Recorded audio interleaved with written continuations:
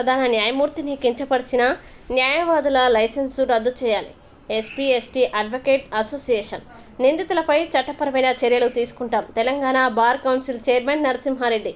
Hyderabad Telangana high court bar council chairman నరసింహారెడ్డికి Siddipet bar association advocates మరియు SC ST advocates association న్యాయవాదులు మరియు హైకోర్టు అడ్వకేట్స్ కలిసి భారత ప్రధాన న్యాయమూర్తిపై అనుచిత వ్యాఖ్యలు చేసి అవమానించిన సిద్దిపేట బార్ అసోసియేషన్ న్యాయవాదులు ప్రొద్దుటూరు శ్రీకాంత్ వైశ్య, ఎం మురళీమోహన్ రావు బ్రాహ్మణ న్యాయవాదులపై ఫిర్యాదు చేశారు.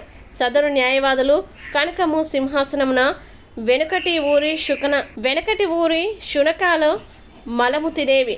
వెనకటి శునకాలు మళ్ళీ వస్తాయి అనుకోలేదు. ప్రస్తుతానికి ఢిల్లీలో ఒకటి లభ్యమైనది.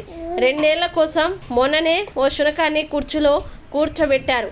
అతి తెలివి మాటలు మాట్లాడడం దాని అలవాటని అసభ్య పదజాలంతో భారత ప్రధాన న్యాయమూర్తిని కించపరుస్తూ దూషించారని, కుల మతోన్మాదంతో అడిగిన న్యాయవాదులపై అహంకారపూరిత ధోరణితో అవమానించారని తెలిపారు. న్యాయవాదుల వాట్సాప్ కేంద్రంగా సుప్రీంకోర్టు ప్రధాన న్యాయమూర్తి గారిపై కుల అహంకారం కలిగినటువంటి వైశ్య కమ్యూనిటీకి సంబంధించినటువంటి పొద్దుటూరు శ్రీకాంత్, బ్రాహ్మణ కమ్యూనిటీకి సంబంధించినటువంటి మురళి మనోహర్ గారు ఒక దేశ అత్యున్నత ప్రధాన న్యాయమూర్తి గారిని శునకంతో సంబోధించడం, అట్లే మలంతో సంబోధించడం అనేటువంటిది చాలా ఘోరమైనటువంటి భాషను వాడి కించపరిచేటువంటి పరిస్థితి ఉన్నది.